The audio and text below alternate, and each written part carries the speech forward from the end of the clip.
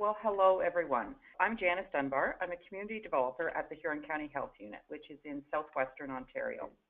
I'd like to welcome you to today's seminar, Rural Community Transportation Solutions. I am joined here today, I'm flanked by two very welcoming young people, young in my eyes, two local coordinators for New Brunswick's Provincial Poverty Reduction Strategy. On my right, I have Joanna Brown, coordinator of the Westmorland-Albert Community Inclusion Network Co-op, and Alex Henderson, coordinator of Vibrant Communities, Charlotte County. So I'm just going to give you a little bit about our presenters before we get started. Joanna has always been captured by everyday experiences and the vibrancy found in communities, individuals, and nature.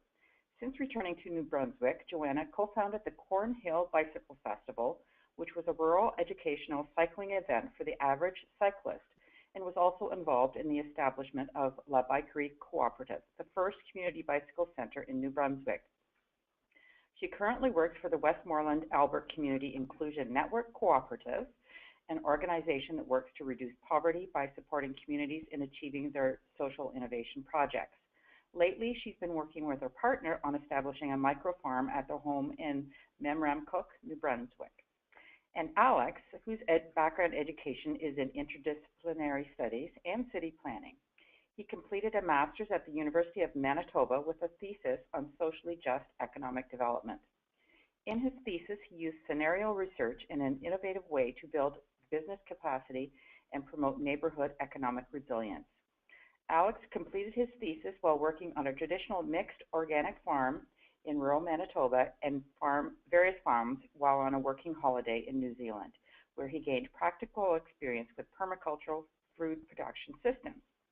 Alex and his wife moved back to St. Stephen to start a new position as the community coordinator for Vibrant Communities, Charlotte County, which he describes as a dream come true. He is excited by the emerging opportunities for rural poverty reduction, as well as great work already going on in the region. So welcome to both of you. Thank you for being here. So now we're going to jump right into the questions. And so before we begin, we should probably take a moment to put some of this work into context for those who aren't familiar with how New Brunswick's poverty reduction strategy works between the provincial and community levels. Could you please tell us about the Community Inclusion Network and what challenges you faced with in terms of poverty and transportation in your areas? Joanna, did you want to start? Sure. So the poverty reduction plan, we work in kind of tandem a bit across the area. There's 12 independent regions. So I'm one, Alex is representing another. And then our work here is we're working on trying to connect what's happening locally up to the provincial plan and making sure that our work addresses the local priorities and needs. And our areas, I know when I talk to people, a lot of poverty reduction work is in urban areas. We're rural and urban mix. We have in Westmorland-Albert more than 5,000 kilometers squared of county, about 175,000 people spread out across there. And we have a fairly mixed income, and we also have a very mixed age demographic, and so we're addressing different realities, and the work that we kind of do is trying to be broad, but we're dealing with clusters and pockets. And so that's where, when we started our research, which I'll talk about a bit later on, we are noticing for transportation, the big demand was for the barrier was for our rural residents getting into the urban areas or just getting around their communities because we're so car dependent. And so that's what we kind of started addressing.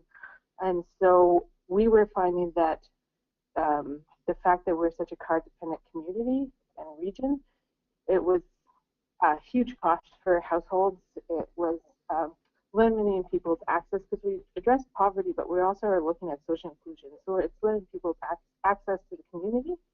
And we thought everyone should have the right to access essential services. So we dove into partnering on different projects to make sure that people could get where they need to go. And I'll let Alex fill in any gaps I missed. Thanks, Joanna.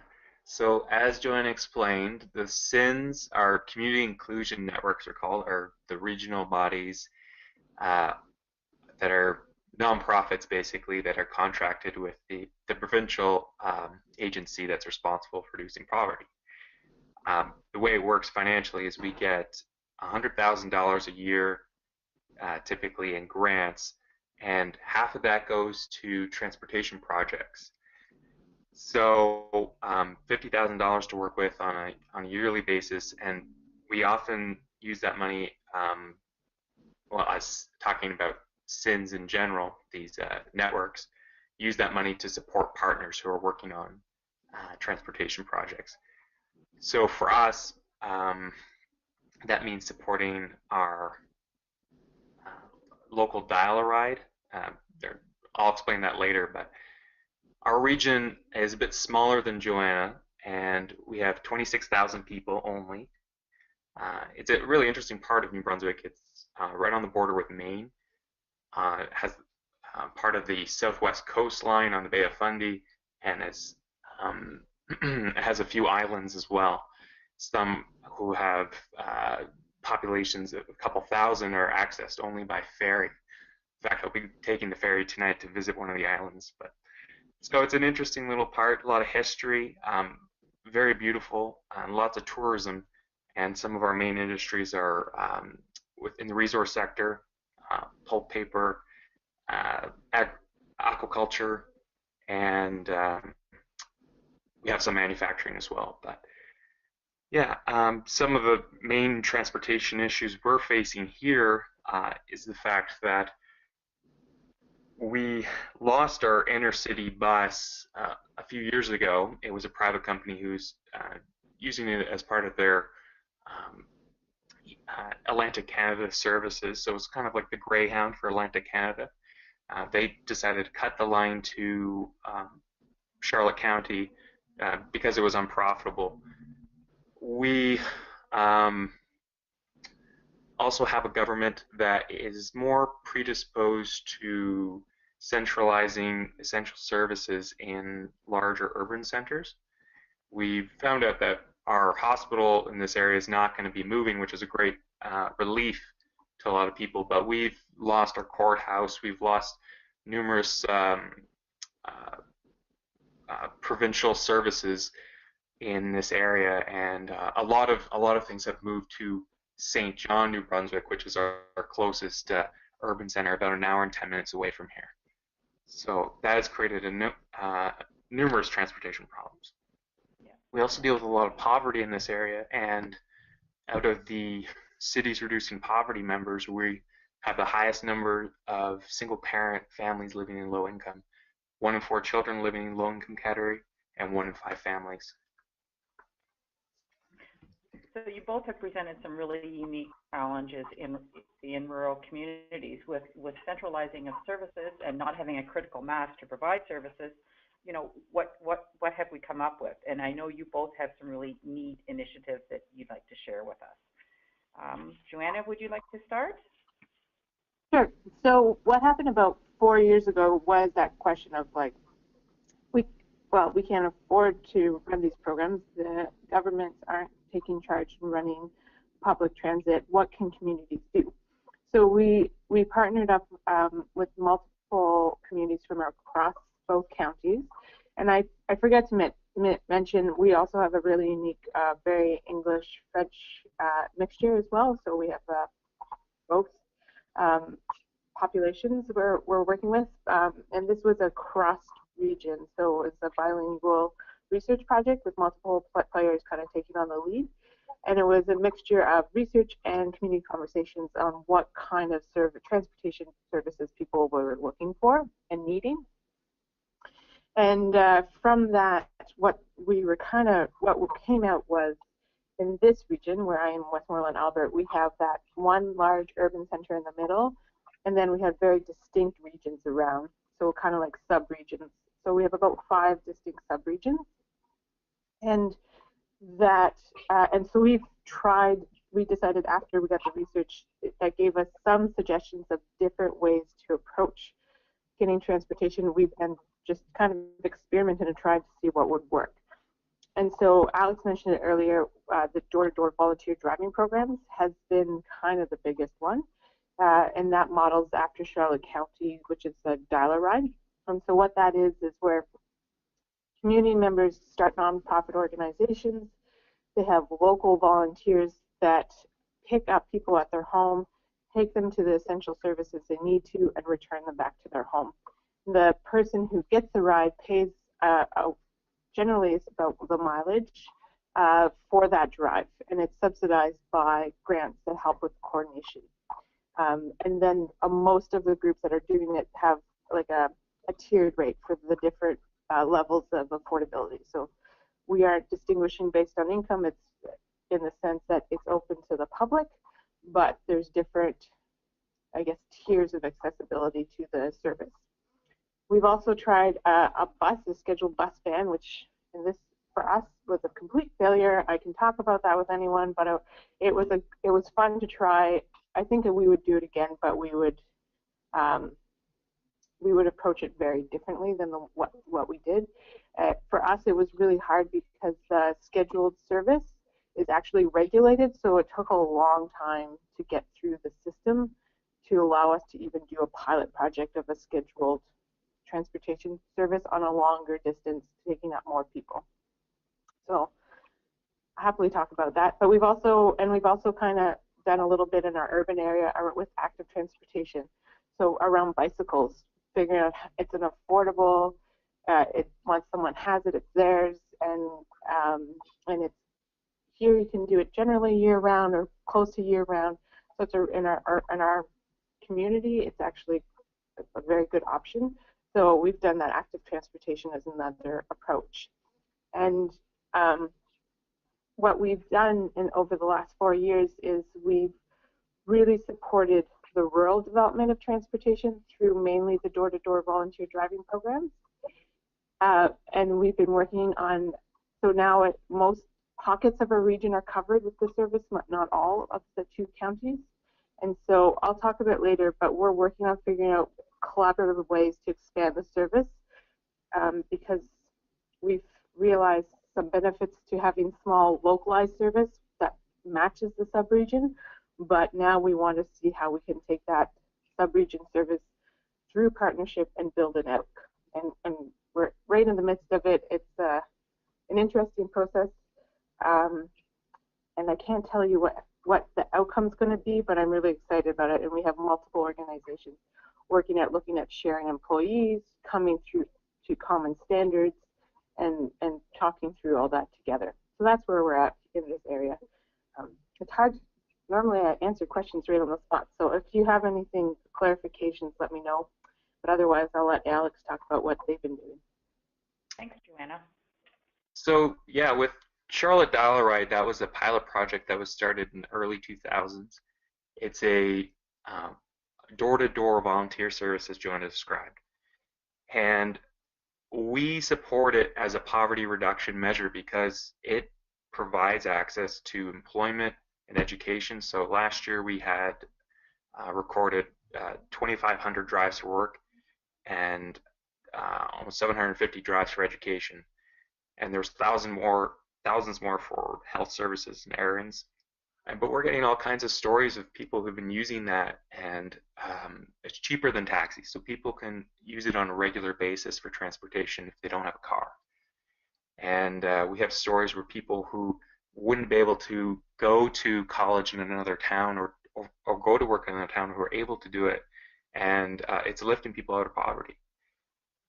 But this service, because it relies on volunteers, is limited in how it can serve the needs to travel to St. John to do that inner city travel. And it puts a lot of burden on these volunteers because sometimes they may have to wait a couple hours while someone's getting their chemotherapy treatment. It's too much burden on our drivers, and we don't want to see more volunteers get burned out and drop off the dollar ride. So we are working together as a region. We're talking about municipalities, nonprofits, a bunch of community advocates, and we have significant support from our local MLAs to get a bus started here, a scheduled bus. And like Joanna, it does have a ton of difficulties, regulatory burdens to handle because you need to have a license in New Brunswick, and I think probably most provinces, from an energy utilities board type of process, where you need to be able to prove your service is needed and people can object to it. It goes through a hearing process, and in the end they may say no, they may, so there's a lot of red tape to go through when you try to do a scheduled service. But really that's what we need. We need a bus that will take people from the various communities around Charlotte County and bring them to St. John.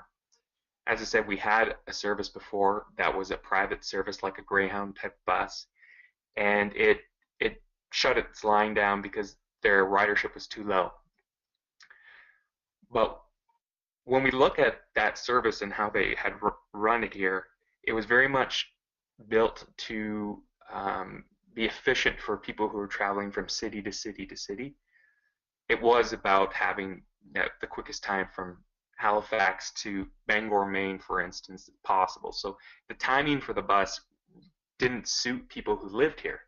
We're building this bus on community needs, and we've done a lot of research to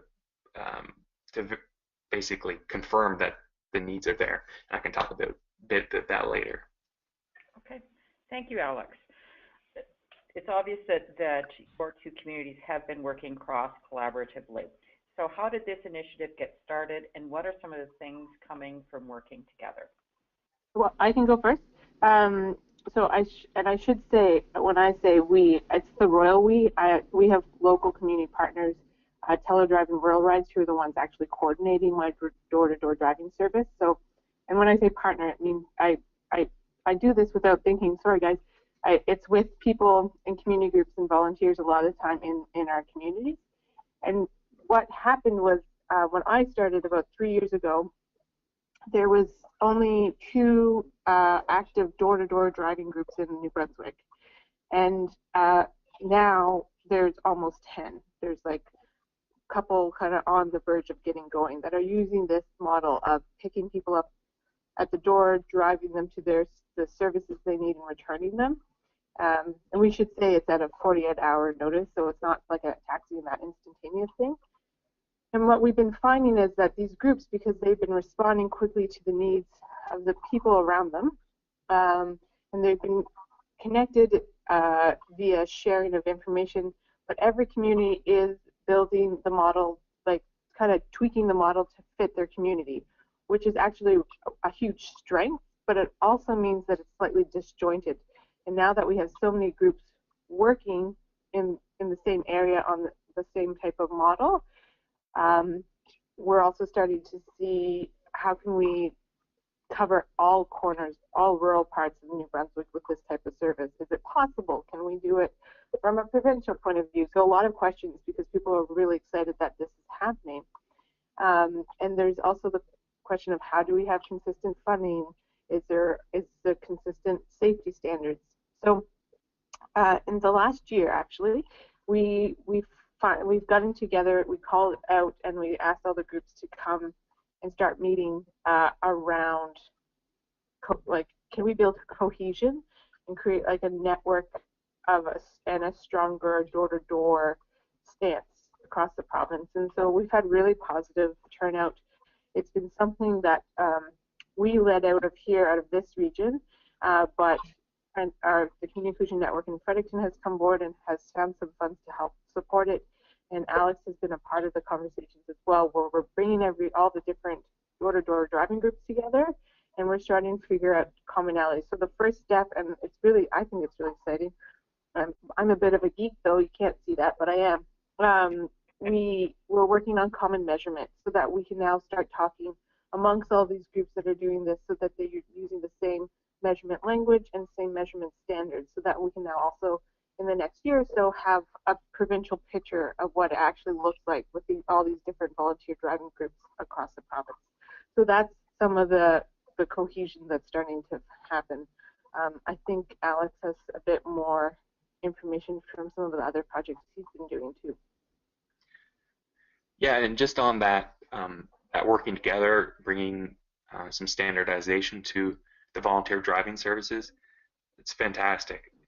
It's the only way we could really make the statistics really meaningful to provincial bodies who are looking at funding these and supporting these in other parts of New Brunswick. And as we got together, the last meeting I think we had was in November. We sat down and we talked about, how do you define a trip when you record a trip? And you wouldn't think, but there was I think 3 different definitions of trip. Some would count the trip to the destination and the trip back, and one would do the round trip. Others would do it in a whole different way. So when we talk about the numbers of drives, and it's important that there is standardization. So what they're accomplishing becomes a lot more meaningful when it's reported on. So that's all I had to say about that. Okay. Yeah. So. Thank you, Alex. So how did each of you go about developing these transportation solutions in your region, and what has been the response from the community? So how did you consult and coordinate with residents in sometimes really widespread or isolated communities? Alex, did you want to take that Sure. on first, please?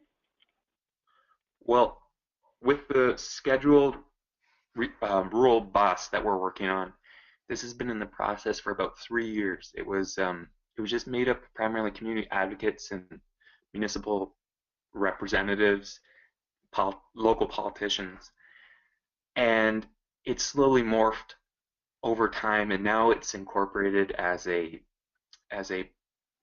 Southwestern Brunswick Transit Authority. It's a nonprofit, and the SIN, Vibrant Communities, has a seat on that board. And we also, we have a board, and it's made up of community stakeholders and local politicians and technical experts in this field. We also have community advisory committees, who are people who just stand up for the bus and will help us find other sources of funding or support, or the right avenues and channels to talk to people. It's been a very good process.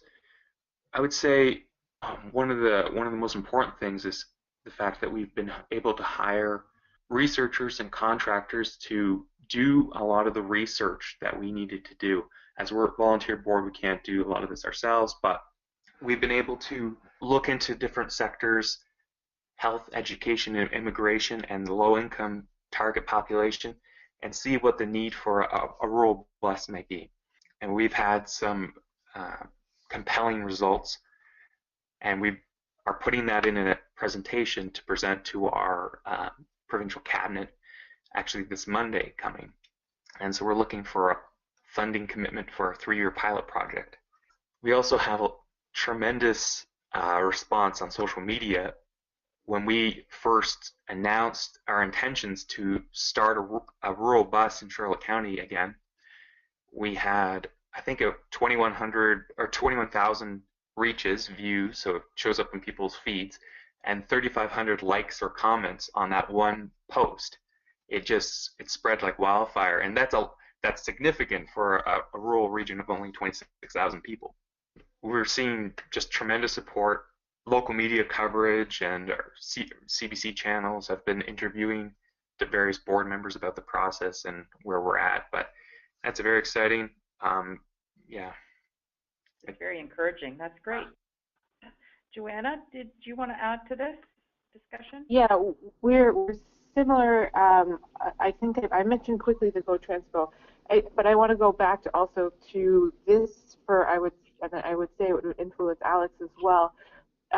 When they did the poverty reduction plan provincially, transportation was a key for us because we are very much a rural province, and it's like most of the people listening, it's not the service the person maybe needs to get out of poverty, but it's what they need to access the services that they need to take those steps.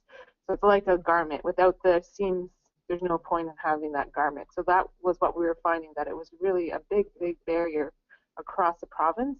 And so ours came out of research, and we did research. We did it. It was led by a community organization, but the research team that kind of led and coordinated our Go Transpo report, which I believe is going to be accessible in the follow-up research documents, was made up of municipalities from across the region. We had some business members, we had nonprofits on it, and then we went out and did community conversations, as well as looking at some statistics, and then we did surveys.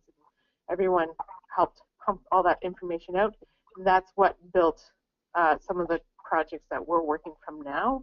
And what my role has been more is to act more as a coach and supporter to amplify the community goals. So the communities who've been ready to take on leading community-based transportation projects, we've been supporting and helping leverage funds and resources and ideas and knowledge.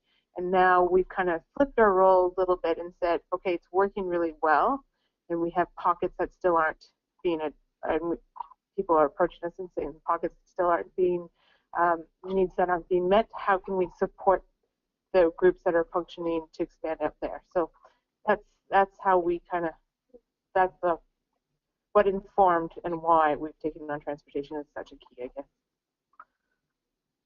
Great, thank you, Joanna. We're just moving on to our last formal question before we move out to questions from those participating and listening in today. So what are some of the biggest lessons? So if you could give us the top 3 that you've learned about coordinating rural community transportation initiatives, something that our members can walk away with. Alex, did you want to start? Well, one thing that our transportation committee has found is that gas tax funding has different stipulations in different provinces. So we did some research, case studies of different rural bus systems in Ontario, and found that while they were able to use gas tax funding to support their operations, in New Brunswick, they will only use it for capital costs. So things related to, like, if you wanted to buy bus stop, put in, bus rapid transit lines, or, a bus station, you can do that, but you can't help pay for the ongoing costs. Another lesson would be hiring skilled consultants in early stages can move a volunteer group forward by leaps and bounds. So if it's the right person for the job and they may cost more, it's absolutely worth it. You can get stuck with volunteer groups where there's no one with enough time to properly give the issue the attention it deserves. And we found once we had the right consultant, at a certain point, the rubber was hitting the road and we were starting to move. And third, I guess, would be never set public expectations about start dates when funding sources are not confirmed. We avoided this the best possible, but when earlier on, I think some people were projecting that we would have started by the end of 2015, and it's 2016, we still haven't. And I think when you do that, you can create some pessimism generally towards the project, and I think that negativity can kind of act like a rot, and you need to keep the momentum going. So setting unrealistic expectations at start dates is unwise. Thanks, Alex. Joanna? Yeah, okay, great. So I'll be quick because I know we want to get to questions. So things we've learned, really takes time to build such a system, particularly if we're talking about the volunteer-based, community-based transportation system, and you really need a strong volunteer base to be able to support it, and some sort of long-term funding support. So we've been lucky with the Overcoming Poverty Plan and ESIC that has helped us allow time to establish these transportation programs, to get them their feet under them so that then they can find other funding sources. The other one is no one thinks transportation is their issue. It's kind of one of those things that it's like everyone knows people need to get to the medical appointments, but no one thinks getting them there is their job. So it's working on demonstrating that access to services is a right, and that subsidized transportation is a reality. So especially within our geographical makeup. So that's been changing that conversation, and talking about it kind of differently has been a really big help for us. And the last is that we have found, because we've talked about our two communities, but there's other, like I said, there's nine groups across the province. So, and there's been a few that have started and that haven't been as successful. So we've learned from them too. And what we have really found is that local connection is such a key. If you have the person coordinating the programs that has a local tie, for us anyways in this area, that trust piece has been huge to allowing for the strength-based and quicker, I guess, mobilization of volunteers and trust to that the service will stay. So we're that blend of local connection and efficiency has been what we've been struggling to find. That's super. Joanna and Alex, just when I was listening to you two for the last half hour, some sort of words or phrases jumped out at me. You know, we need to have all the voices at the table. We're all part of the solution. We need to work collaboratively. It takes time. It's going to be messy. The importance of volunteers, and also the importance of investing in experts when they are needed. It's been very interesting. And I have to admit, my favorite comment was from Joanna about the garment is only as good as the seams connecting it. And that's a really nice visual for me in thinking about transportation solutions in a poverty context. So thank you to both of you. Now we're going to move on to the Q&A session part of our call. And it looks like the first one here, I'll just read it. It's from Howie Choi in Hope, BC. They have a similar program called Care Transit for Seniors. It's a volunteer organization. His next point is rural transit would run at a significant loss to the local government or regional district or county that would subsidize the service. What are the projected carrying costs given the low population base? Either of you like to tackle that one? Yeah, I can have a go at that. The only profitable public transit system in the world, I believe, is in Hong Kong, and that's probably due to a couple factors, being hugely high densely population. Yeah, it's not profitable to run a service for the needs of a community. At the same time, there's other costs that are already being paid by the government because there is no service.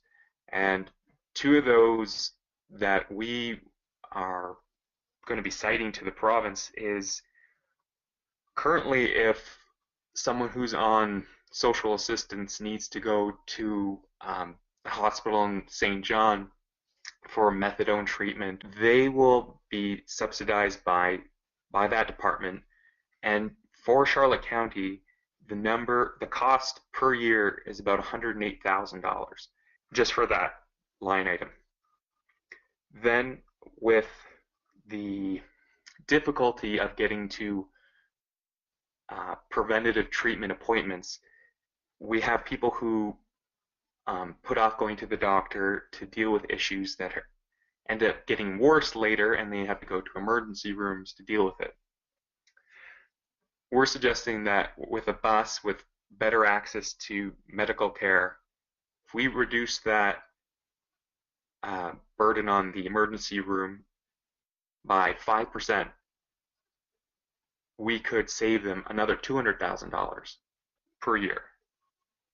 So with our 3-year pilot project, we're estimating about $250,000 cost to the province to support us in this. We would have fares, we'd have municipal contributions as well.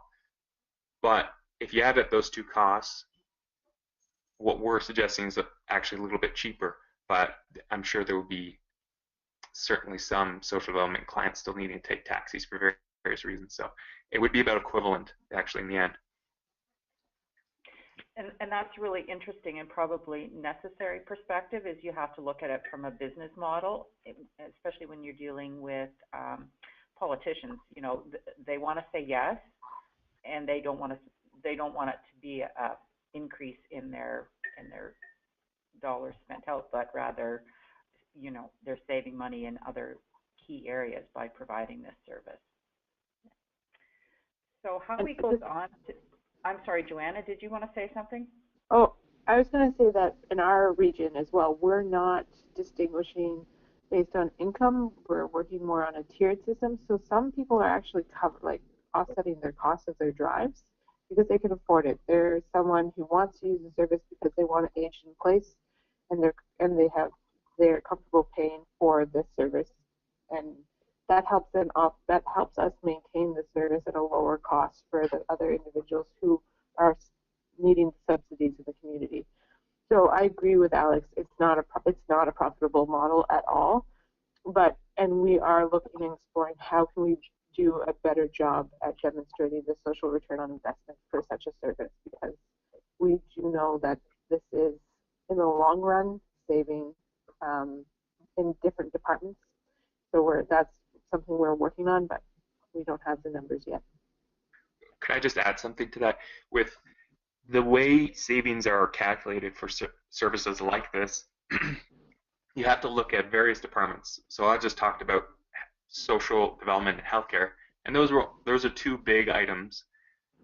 There's probably going to be more, but the difficulty probably we're going to find is that provincial government typically likes to think about things in silos. So when they want to save on Department of Transportation, for instance, they'll look at trimming that department, or say justice, and they cut our courthouse here in Charlotte County to save maybe $80,000 per year. But because we need to ship people to St. John, we have to have our police officers spend a whole day traveling there and back.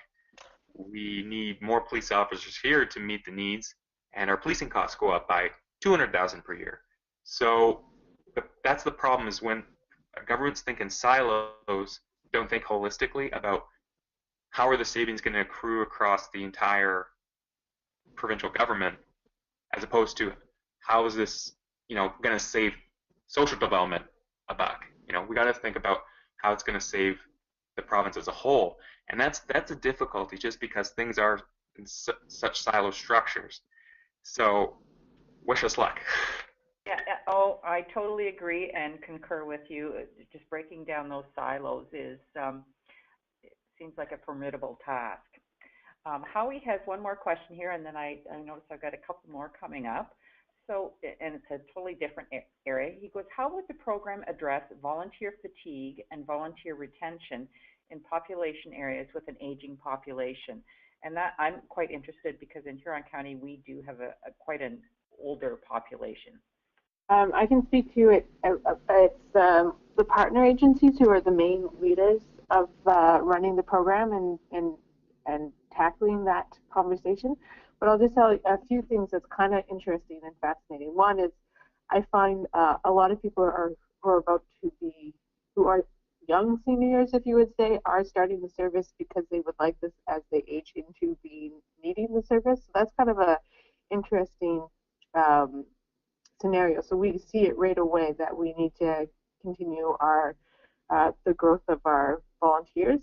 And I know all the groups that I work with really work on accommodating their people's schedules, so they know when they're able to drive, how long they like to go out.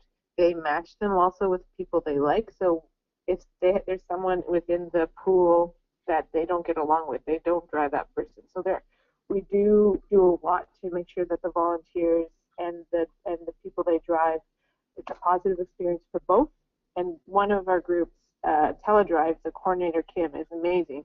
And one incredible thing about her that has worked really well is she's cold called and got 90% of her volunteers that way. So she's connected really well into the community. She knows the pockets and they try to make sure that they connect people for drives really close to where they live. So we're working on a large geographical area, but they're trying to the same little hamlets to drive from those basis. So when she hears about someone maybe interested in volunteering, has a bit of extra time, or recently retired, she cold calls them up and creates the maritime. Oh, I know so and so, you know so and so, and that's how she's getting 90% of her volunteers. And it's incredible to see that. That's where I was saying the local strength has helped build up their volunteer and the strength of their volunteers so quickly. But it is always a concern, and they're constantly trying to think of new ways. And they have volunteer packages. Thank you, like every year, like a thank you to volunteers. But we're an aging population, so that's just another reality of our area, that our volunteers are also quite old, or old. I should say older. Anyway, I'm too young to say old. That's okay, Joanna. I would also like to add that when we talk about volunteer driver services, it's not completely, well, they don't do it just completely for free. They will get reimbursed for mileage, and having appropriate reimbursement is, well, it's a fact of life. You know, it's going to be more difficult and put a higher burden on drivers if you pay them, you know, only 10 cents a kilometer. So I think Charlotte County, they're paying just over 30 cents a kilometer. I have to double check that, but it's standardized across all the groups are doing the same. It's 35 cents a kilometer. 35 cents, okay. The other bit, I guess, for us in particular was dealing with the inner city drives, those long drives to the hospital and waits. Our solution for that was the bus. Thank you. So next question, it comes from Brad Smith, and his question is, have there been issues surrounding insurance, public versus private insurance rates, or agency mandates, only able to provide rides to their specific groups related to sharing resources? Yes, for insurance, but it should be dealt with for all of us. So you should, well, what happens is each group has their own general liability and basic nonprofit insurance, but then the insurance of the drivers has to be $2 million in liability. So actually, most groups have a policy to offset that cost. So most of us have $1 million liability. So if you have to pay an extra $30 a year, they will help offset that $30 for that volunteer. And then what we had when we initially started was we came up against the fight of we were taxis. But there was a national ruling, I don't know how better to call it, where the insurance bureau, like their standards said that these type of volunteer driving service, even though they're getting reimbursed mileage, is considered a part of a community good. We went through the provincial ombudsman who gave us that certification. I can share the letter on to anyone. And so in the end, we advocated, and we haven't had issues in the last year or so with our local insurers. Individuals have been getting the $2 million without question, with a minor rate hike. And we've also shared that information to Nova Scotia with some counter groups, and that has helped them there too. So that should, for the local drivers, should not be an issue. And we don't distinguish by members of groups or not. I don't know, Alex, if you have something around that. I guess the two groups I work, or three groups I work with, well, the two main groups I work with, their focus is transportation for pretty much anyone. They do a screening for clients when they come in, and both of them have a $10 registration fee, and so then they have their information. But otherwise, anyone from any age category can use these two services. Yeah, and basically it's the same thing here. They do a screening, and we have a membership. So you can have a membership and bring a passenger with you, or actually groups like the Kiwanis Club or something could have a membership for all their members. And so, yeah, there's not really a distinction on who can or cannot use the service. However, the vast majority are people in low income or seniors who are unable to drive. Thank you. There were also some other questions. So one of them is, how do you sell the ideas to the public and municipal councils? How do you write the message so that they all see the benefit? So is this in terms of the volunteer driver programs? It's in terms of the idea of getting that municipal government should be supporting transportation in rural, I would think. So how do you sell the idea to public and municipal councils? How do you write the message so that they all see the benefit? On a very practical point would be to go to your um, municipal council meetings and make your case. And I think you'd be surprised. Our I live in the town of St. Stephen, and our council is known for being quite conservative on a number of issues. But when I presented to them about this rural bus, they seem to understand that people without cars face a whole different set of challenges in life than they do. And I was surprised, but at the same hand, it's a human need, and I think general compassion for other human beings. You can reach out to that. It's as long as you make your case, you state what the need is and how your solution could be a positive one that's cost effective, then it's pretty much no brainer, I think. And Yep. I don't know if that's a I, good I answer. think Alex, to interject, sorry, Alex, I think you're in a really unique case. He also, with the bus, he has a really strong backing of municipal council. There's a mayor on board helping push the concept. So that network has helped, on my guess, I'm just from the outside listening to the stories, really build momentum and trust for the project. I know here, the other thing, we're kind of unique in the sense that not all our rural communities are represented by a municipal council. There's municipalities with municipal councils, and then between municipalities and small towns and pockets, there's local service districts, and they have no representation. Well, not no, very limited representation, and they're actually all their budget and services come from the province. So the pitch here is a little bit different, and because we go, I'm guessing Alex is the same, is we go through such wide swaths, like really big geographic areas. I find we have a mixed reaction from municipal councils that are connected to the groups. Most are very supportive, but there's a question of, are you bringing people away from our local businesses, which we've flipped it around, and we're saying we're helping people live in your communities for longer. So that's kind of the flip that we've talked about when we've presented. And that's also, again, that's mainly Rural Rides and Teledrive, they do all that frontline work, and they're great with it. Thank you both. Thank you both. Just looking at the time, and I think we now need to move on to our closing announcements, and I don't see any further questions. So thank you very much, Joanna and Alex, for joining us for today's broadcast and sharing your expertise with us. It has been a pleasure.